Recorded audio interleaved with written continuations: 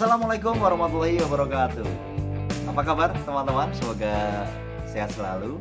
Dan kembali lagi bersama dengan saya di channel Arsen Maulana. Dan kali ini saya masih akan membahas mengenai telur, ya, penetasan telur ayam gitu ya.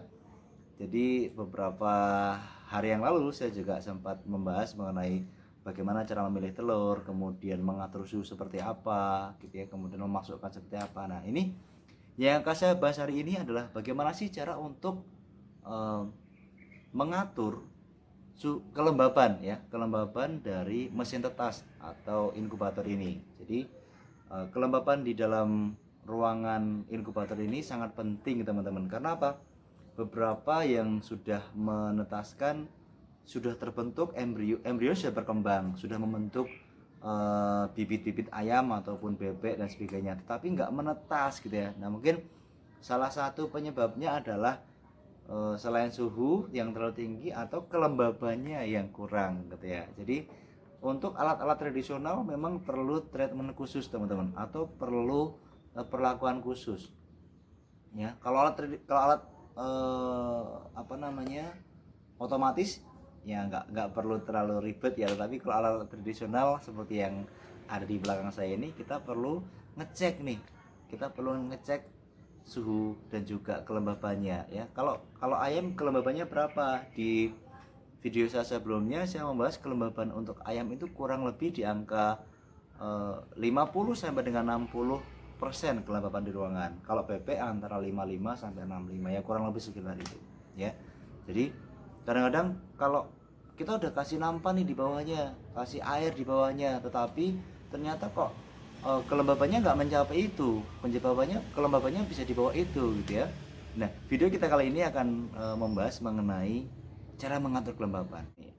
Yang pertama, kalian bisa lakukan dengan cara ya tadi, nampan gitu ya. Nampan itu bisa didekatkan ke atas lebih mepet dengan telurnya ya. Tentu kapasitas airnya yang lebih lebar gitu ya, untuk nampannya lebih lebar dan airnya penuh gitu ya. Anda bisa menambah atau mengurangi. Kalau misalnya terlalu lembab ya nanti airnya bisa dikurangi. Kalau misalnya terlalu apa namanya, terlalu kering atau kurang lembab ya nanti bisa ditambahkan airnya. Itu cara yang pertama. Kemudian cara yang kedua, Anda bisa lakukan dengan apa namanya, menyemprot ya.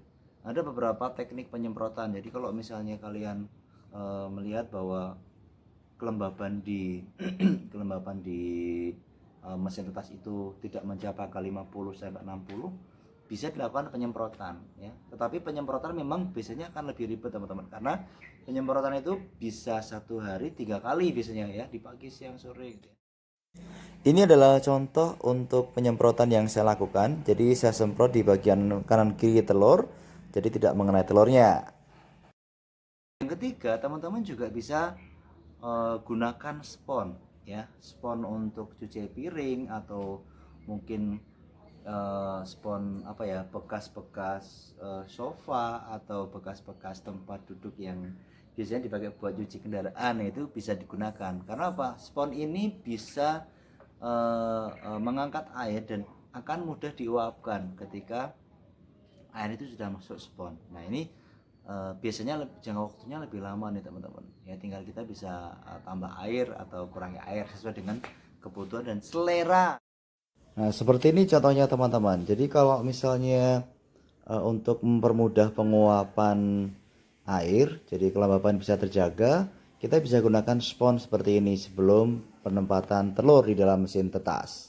Satu lagi teman-teman, kalau misalnya ruangan masih cukup ya, kan kadang-kadang kalau kalau kita memasukkan telur ke dalam mesin tetas seperti ini, ada yang dikasih rongga ya, ada yang dikasih rongga. Jadi misalnya kapasitas 200, kemudian hanya diisi 150 atau mungkin di bawah itu gitu ya, kan kanan kirinya masih kosong. Nah, di situ Anda juga bisa menambahkan kain ya, kain yang dibasahi gitu ya, kain entah itu baju yang sudah tidak terpakai atau kain pelecar dan sebagainya, dibasahin air, nanti dia akan menguap gitu ya. Jadi 4 cara itu yang Anda bisa lakukan ya.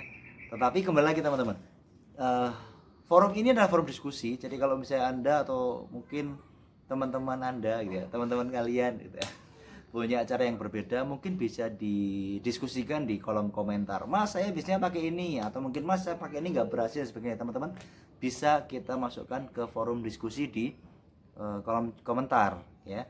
Nanti kita akan bahas bersama-sama di situ untuk strategi atau teknik untuk meningkatkan kelembaban dari mesin tetas ini. Jadi 4 cara tadi. Yang pertama saya ulangi ya. Yang pertama kalian bisa dekatkan dulu untuk nampannya ke arah telur. Kemudian yang kedua kalian bisa lakukan penyemprotan ya, penyemprotan rutin gitu ya. Penyemprotan rutin yang bisa dilakukan di pagi, siang atau sore gitu ya, sesuai dengan kebutuhan. Yang ketiga kalian bisa pakai spon ya.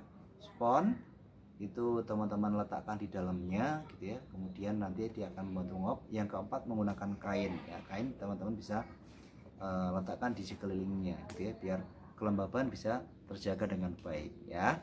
Mungkin itu yang bisa saya sampaikan untuk sesi kita hari ini. Dan bangkitlah wirausaha muda Indonesia, tetap semangat, jaga kesehatan dan semangat pagi. Wassalamualaikum warahmatullahi wabarakatuh. Terima kasih.